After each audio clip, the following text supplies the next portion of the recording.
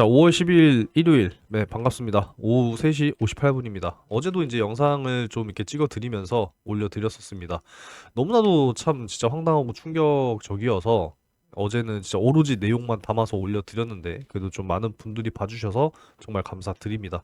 주말에도 열심히 찍고 있는 사람은 정말 유일하게 저밖에 없지 않나 이렇게 또 생각을 하게 되네요. 구독과 좋아요 한 번씩 꼭 좀 부탁드리겠습니다. 일단 최근에 이제 이런저런 영상들을 보니까 뭐 물론 저격하는 건 아니고 네, 오해 없으셨으면 좋겠습니다. 이러한 내용을 이미 이거 다 6개월 전에 나왔던 내용이라고 말씀을 드렸죠. 근데 이걸 왜 이제 와서 들춰내서 아, SK 하이닉스 그럴 줄 알았다 뭐 이런 식으로 뭐 이야기를 한다는 것이 참 그래요. 뭐 파도 상장하면은 안 되는 기업이었다. 통과가 되면 안 되는 기업이었다. 뭐 이렇게 자꾸 까내리려고 하는 그런 영상들이 자꾸 나오다 보니까 참 황당하고 충격적입니다. 그냥 저 내용만 가지고 계속 이야기를 하고 있으니 얼마나 답답합니까? 제가 SK 하이닉스 압수수색 소식 나오자마자 이 내용을 저는 사실 이거 다 가지고 있었거든요. 왜 없었던 이야기가 아니고 실제로 있었던 이야기니까. 그래서 이러한 부분들이 어차피 지금 금감원에서 진심을 또 다해서 지금 엄청나게 또 뭐 수사를 하고 있는 그런 상황이기 때문에 뭐 남부지검으로 뭐 송치가 된다고 하죠. 뭐 결과는 뭐 나와 봐야 아는 거니까 그 전에 우리가 이걸 가지고 아무리 예상하고 뇌피셜을 그려봐야 무슨 의미가 있겠습니까, 여러분들? 그죠? 이게 사실이면은 결국엔 뭐 과태료 정도로 끝나지 않을까? 전 사실상 그렇게 생각을 하는 부분이고요. 이게 이제 파도 기업 측으로 확산이 돼서 정말 실제로 뭐 거래 정지라든지 뭐 진짜 뭐 상장 폐지라든지 거래 정지돼서 뭐 상장 적격성 실질 심사라든지 뭐 이런 부분으로 넘어가게 되면 이 정말 얼마나 많은 개인 투자자들이 피해를 보게 됩니까? 지금 상장 이후에 이 보세요. 개인 투자자들 물량 늘어나는 거 이렇게 이제 늘어나잖아요. 그죠? 지금도 이 수준이 그대로 유지가 되고 있는 지금 그러한 상황이기 때문에 그렇게 지금 사건이 확장이 되고 진짜 이게 문제가 돼버리면은 결국엔 다 개인 투자자들이 피해를 본다. 이런 이야기 아니겠습니까? 그래서 저는 매일같이 말씀을 드리지만 상장 이전에 투자했던 이 구주주들, 그러니까 내부 정보를 가지고 지들은 먼저 알고 다 털어버렸다라는 이런 사실에 열이 받는 거고 처벌을 받는다면 이런 애들이 처벌을 받아야 되지 않겠습니까, 여러분들? 그죠? 그리고 무슨 SK라고 하는 회사가 뭐 돈이 없어서 30억 뭐 투자를 해가지고 나중에 뭐 부풀려가지고 엑시트를 해야 될 정도로 무슨 돈이 없는 회사입니까? 그것도 아니잖아요. 그죠? 무슨 뭐 몇십억에 아쉬워하는 회사도 아니고 영세 사업자도 아니고 안 그렇습니까, 여러분들? 너무 이제 이런 이야기에 동요되시지 않으셨으면 좋겠습니다. 자, 일단 좀 말씀을 드리고 싶은 것이 결국에 이제 우리가 또 생각을 해야 되는 게 자, 뭐 이거 말씀을 안 드렸는데 이거 뭐 불법 공매도로 참 유명한 신한투자증권 얘네도 그렇게 불법 공매도를 자행해도 벌금이 얼마예요? 3,600원밖에 안, 3,600만 원밖에 안 나와요. 이런 게 문제가 있다라는 겁니다. 이런 걸 진짜 뜯어 고쳐야 되지 않겠습니까, 여러분들? 자, 일단 뭐 이거 내용 건너가고요. 일단 이 파도의 최종 고객사 우리가 이제 좀 예상을 해볼 수 있는 기업이 바로 메타가 있죠. 웨스턴 디지털의 이 낸드 플래시에 컨트롤러를 부착을 해서 최종 메타 쪽으로 공급이 되는 이제 그런 계약은 이미 나왔다라는 거예요. 그럼 우선 우리가 여기서 이제 생각을 또 해야겠죠. 그럼 파도가 기술력이 있으니까 글로벌 3위 기업에 공급을 하지 않겠습니까? 그리고 웨스턴 디지털은 지금 현재 또 일본의 키옥시아와 이제 합병 이슈가 여전히 존재하는 그런 상황이고 키옥시아도 이제 그동안에 좀 부진을 털어내고 이제 상장을 준비하고 있는 이제 그러한 상황입니다. 그래서 업계 3, 4위가 또 뭉치게 되면은 그만큼 영향력은 더 올라갈 수밖에 없다. 이렇게 예상을 하고 있는 그런 상황입니다. 그리고 두 번째 고객사로 우리가 또 알고 있는 이제 아마존 봐야겠죠. 최근에 AI 데이터 센터가 엄청나게 급증을 하고 있는 그런 상황인데, 자, 이제는요, 이 우주 통신 전쟁에 대한 선전포고를 했다라는 겁니다. 스페이스 X와 맞붙는다라는 거예요. 자, 그럼 여기에 또 아마존과 스페이스 X 나오죠. 미국의 또 최고 우주 항공 기업인 스페이스 X와도 지금 연결이 되고 있는 상황이기 때문에 정확한 이제 오피셜이 나오게 되면은 또 여러분들께 뭐 언급을 드리면서 설명을 해드리겠지만 강하게 지금 또 현재 테스트 중에 있고 연결이 되고 있는 그러한 상황이라고 보시면 됩니다. AI 데이터 센터 증설에 정말 진심인 이 아마존 역시도 앞으로 이제 어떤 이야기를 하고 있냐면 이러한 이야기를 하고 있어요, 여러분들. 위성에 AI를 붙여서 이제 탄소 배출량을 관리하겠다. 뭐 지금 이런 이야기들이 나오고 있습니다. 이제 AI를 인공위성에까지도 저- 적용시킬 것이다. 지금 이렇게 이야기를 하고 있는 그러한 상황입니다. 그래서 지금 엄청나게 AI 쪽에 투자를 하고 있는 아마존과 메타이기 때문에 결국에는 실적이 회복이 될 수밖에 없다. 저는 이제 그렇게 보고 있는 상황입니다. 추가적으로 오늘 좀 정리를 해서 말씀을 드리고 싶은 것이 바로 또 이러한 내용들인데요. 지금 현재로서는 뭐 HBM 엄청나게 지금 이 수요가 증가하고 있죠. 올해 그 수요 생산률이 무려 이제 200% 삼성전자가 늘어난 그러한 상황입니다. 달성이 됐대요. 내년도 이제 두 배 역시 두 배 정도 가량을 유지하겠다 뭐 이런 이야기들이 나오고 있는데 이제 HBM 역시도 이제 한계가 있단 말이에요. 그래서 그 다음으로 넘어가는 것이 바로 요 CXL이다라는 겁니다. 지금 미국 자회사 그 이음을 통해서 이 스위치와 컨트롤러를 지금 개발을 하고 있다. 지금 이렇게 다 설명을 드리고 있습니다. 이제는 여러분들도 다 알고 계실 거라고 생각을 해요. 결국에는 이제 이 용량에 대한 한계를 좀 무한으로 이제 또 확장을 시킬 수가 있고 데이터 병목 현상도 줄여주고 우리가 이제 가장 주목해야 될 것이 바로 전력 효율입니다. 지금 전력이 너무나 부족한 그러한 상황이잖아요. 쉽게 한번 또 설명을 드리자면, 예를 들어서 여러분들 이제 뭐 네이버라든지 구글을 통해서 검색을 한단 말이에요. 검색을 하시게 되면은 이 전력 사용량이 평균적으로 0.3와트시 정도의 전력을 사용한다라고 합니다.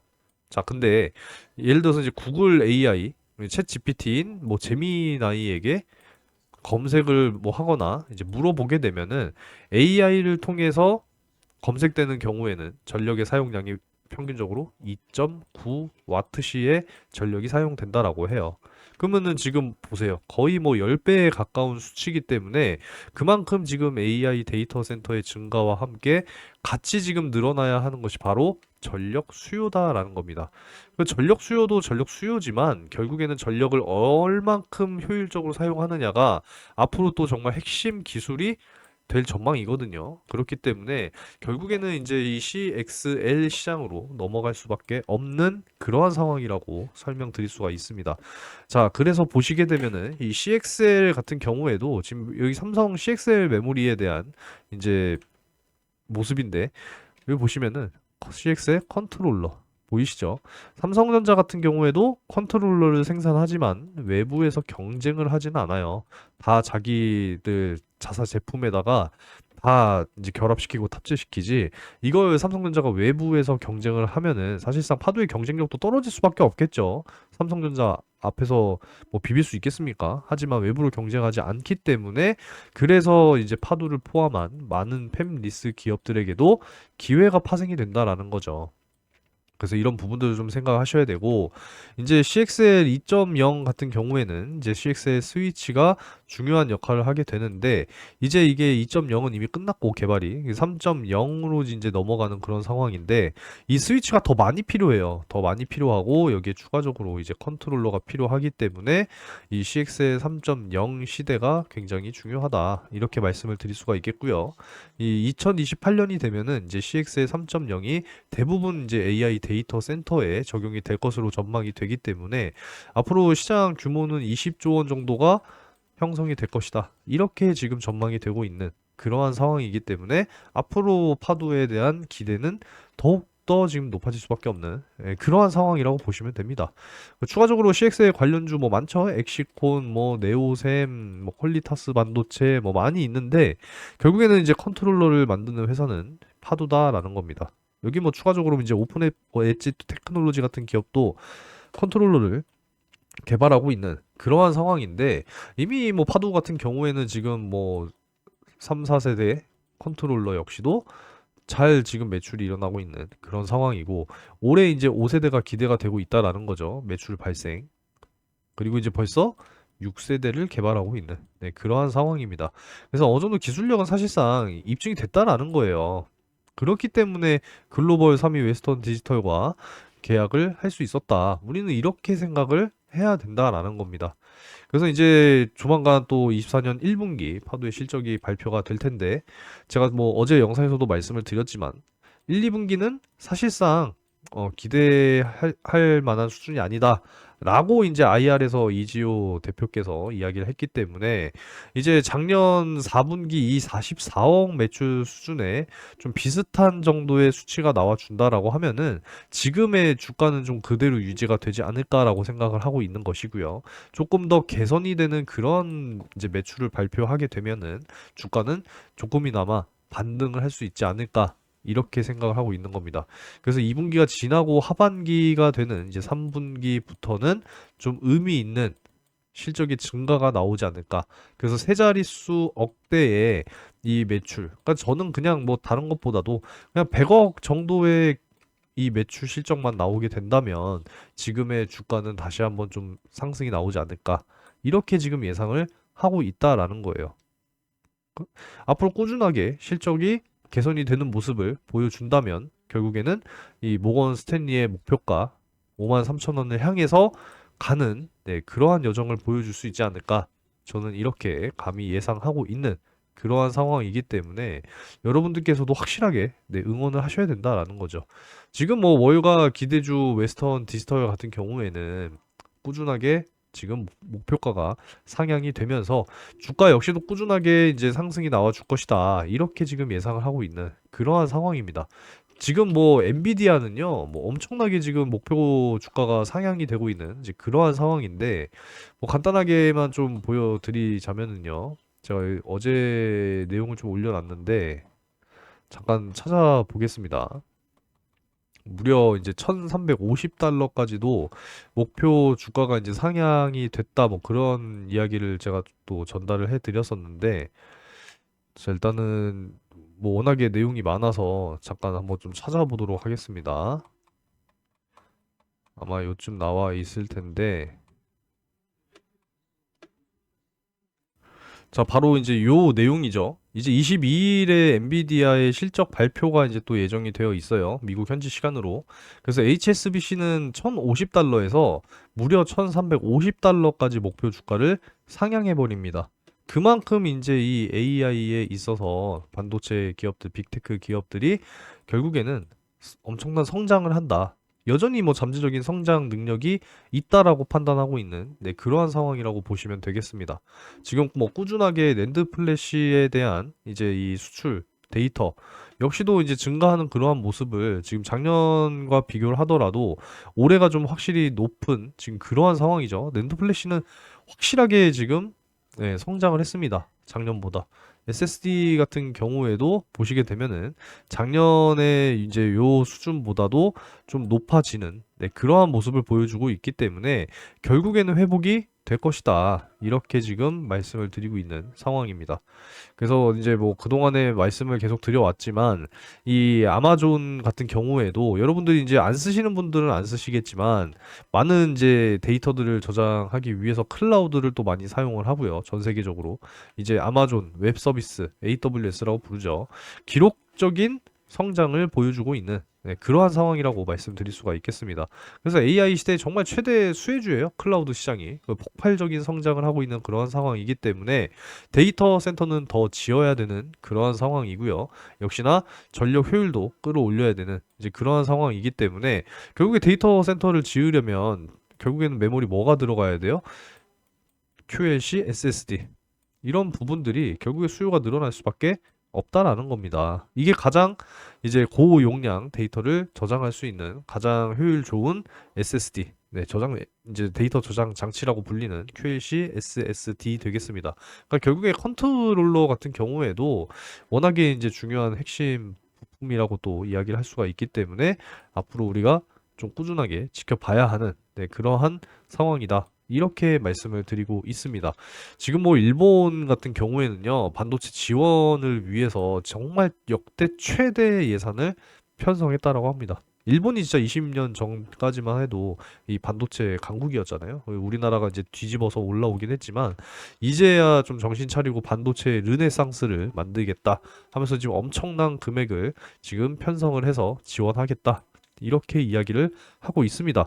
최근 들어서 이제 미국과 일본이 또 반도체 동맹을 이어가고 있는 그러한 상황이죠. 그래도 우리나라 같은 경우에는 이제 네덜란드의 ASML 반도체 동맹을 또 맺었기 때문에 앞으로 이제 거기에서 또 파생되는 여러 가지 반도체 성장들을 우리가 또 예상을 해볼 수 있는 네, 그러한 상황이라고 보시면 되겠습니다. 특히나 이제 이 ASML이 노광이라고 불리는 광학 기술의 대표 기업이다라는 것이고 글로벌 1위 일본 기업들을 제쳤다라는 거예요. 그래서 예, 일본을 제쳤어요. 네덜란드가. 그래서 이 일본과가 아니라 우리나라와 네덜란드의 이 반도체 동맹 역시도 굉장히 기대해 볼 수 있는 그런 상황이라고 말씀드릴 수가 있겠습니다. 그래서 뭐 내용은 이제 요 정도로 좀 정리를 했습니다. 네, 결국에는 제가 말씀을 드리고 싶은 것은 최근에 자꾸 이거 가지고 괜히 이걸 꺼내 와가지고 자꾸 뭐 불안감을 조장하고 네 뭐 SK 하이닉스 이럴 줄 알았어요 뭐 여기서 막 까내리고 뭐 진짜 뭐 파도 뭐 엄청나게 까내리는 그러한 상황인데 이런 전반적인 내용을 하나도 이야기를 해주지 않는 그런 영상들은 그냥 여러분들 거기에 너무 동요돼서 막 이렇게 흔들리시지 않으셨으면 좋겠습니다. 지금 뭐 AI의 상황이 어느 정도까지 발전이 됐느냐 결국에는 제가 작년에 이런 말씀을 드린 적이 있어요. 이제 AI가 상대적으로 발전을 하게 되면은 이제 전문직이 피해를 받게 된다. 이런 말씀을 드린 적이 있어요. 프랑스에서는 실제로 이 변호사 앱이 출시가 되면서 이제 AI가 뭐 판례라든지 이런 거 그냥 뭐 5분 안에 척척척 찾아서 막 이게 도움을 주다 보니까 기존에 이제 변호사들에게 있어서는 반발이 일어날 수밖에 없겠죠. 당장 없애라 막 이렇게 또 이야기가 나왔었는데 결국에는 이런 정도까지도 발전을 했다라는 겁니다. 그래서 전문직 같은 경우는 상대적으로 피해가 굉장히 높을 것이다라고 실제로 IMF에서도 이야기를 했습니다. 그래서 선진국 60%는 이 전문직 피해를 받게 될 것이다. 뭐 변호사만 뿐만이 아니라 뭐 세무사 그리고 이제 또 뭐가 있겠습니까? 뭐 법무사도 있을 것이고요. 그죠? 이런 전문직들에게 있어서도 이제 피해를 끼치는 이제 그러한 상황이라고 말씀드릴 수가 있겠고요. 실제로 기업에서는 그냥 월 60만 원 정도만 들이면 사람보다 나은 인공지능으로 일자리를 대체할 수 있다. 지금 이렇게까지도 이야기가 나오고 있단 말이에요. 그 정도로 지금 AI가 엄청난 속도로 발전을 하고 있기 때문에 정말 얼마나 많은 데이터를 수용을 해야 됩니까? 그죠? 그 데이터 센터는 더욱더 증가를 할 수밖에 없는 이제 앞으로의 전망이기 때문에 결국에는 이제 메모리 업체도 살아나고 있는 그러한 상황이고 이제 많은 팹리스 기업들 역시도 기회가 엄청나게 창출이 될 것이다. 이렇게 저는 전망을 하고 있는 그러한 상황이고 우리 파두 역시도 컨트롤러와 이제 앞으로 차세대 메모리 반도체인 CXL 스위치와 컨트롤러 역시도 주목을 받게 될 것이다. 이렇게 정리를 할 수가 있겠습니다. 이제 반도체 슈퍼 사이클은 이제 시작이 됐다라고 말씀을 드리고 있는데요. 이제 아직까지도 멀었다라는 거예요. 보시면은 뭐 다 기억은 하고 계실 거라고 생각하지만 그래도 한 번 더 말씀을 좀 드리면 자, 좀 올려야 되나 봅니다. 좀 기다리시면 네. 이제 반도체 슈퍼 사이클은 시작됐다라는 거예요. 4개 분기가 안 좋으면 10개 분기가 좋고 4개 분기가 안 좋으면 10개 분기가 좋고 5개 분기가 안 좋았더니 이제 다시 한번 상승 사이클이 시작이 되더라 라는 거 아니겠습니까? 삼성전자도 5개 분기 동안에 실적이 좋지 못했어요. 근데 이제 24년 1분기 실적이 매출액 71조 그리고 영업이익 6.6조 원. 이게 이제 5개 분기 만에 다시 달성이 됐다. 이렇게 이야기가 나왔기 때문에 이제 시작이다라는 거예요. 이제 시작. 10개 분기가 좋으면 정확하게 26년 1분기까지는 반도체 섹터가 좋을 거다라는 겁니다. 이해가 되셨죠? 그래서 오늘은 이 정도로 내용을 정리를 하도록 하겠고요. 자, 구독과 좋아요 한 번씩 좀 부탁을 드리고 오늘은 이 상반기 대시세에 대해서만 간단하게 여러분들께 좀 설명을 드리도록 하겠습니다. 자, 여러분들 절대로 놓치시면 안 되는 대시세 종목 되겠습니다. 상반기 역시도 진행 중이고요.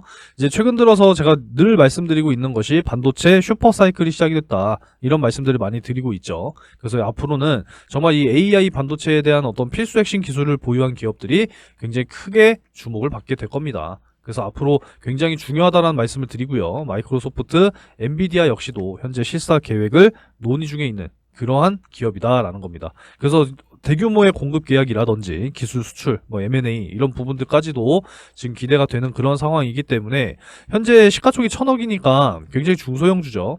유통 물량은 40%이기 때문에 여러분들께서도 충분히 매수하실 수 있는 물량이 아직까지도 너무 널널하다. 이렇게 말씀드릴 수가 있겠고요. 시장 상황에 따라서 당연히 다르겠지만 목표 기대 수익률은 최소 10배에서 20배 가까이 올라갈 수 있는 그런 종목이다라고 말씀드릴 수가 있겠습니다. 그래서 이번에 여러분들이 큰 수익을 한번 좀 소액으로 참여하셔서 경험을 좀 하시고 하반기 역시도 준비하고 있죠. 늘 말씀드리고 있으니까 하반기 이어서 여러분들이 또 참여를 하시게 될 겁니다. 자, 그래서 작년 이제 하반기에 이제 또 진행을 했었던 올해 상반기까지 진행이 됐었습니다. 그래서 어떤 종목이었냐? 작년 이제 12월 4일 제주반도체와 엔캠 이렇게 두 종목을 각각 집어드렸습니다. 반도체 섹터, 2차전지 섹터, 그죠? 그 제주반도체는 매수가 확실하게 7,200원에서 7,500원, 엔캠은 7만원 이하 이렇게 이제 잡아드리게 됐어요. 자, 내용은 굳이 자세하게 설명드리진 않을게요. 여기 다 내용 나와 있으니까 확인하시면 됩니다. 자, 그래서 한번 볼게요. 자, 엔캠 같은 경우에 이제 12월 4일 요 날짜에 7만원 이하 충분히 매수가 가능했죠. 그래서 매수가 이때 완료가 됐고 제주반도체 역시도 12월 4일 요 날짜죠. 그래서 제가 잡아드렸던 매수가 근처에서 머물렀기 때문에 매수가 완료가 됐습니다.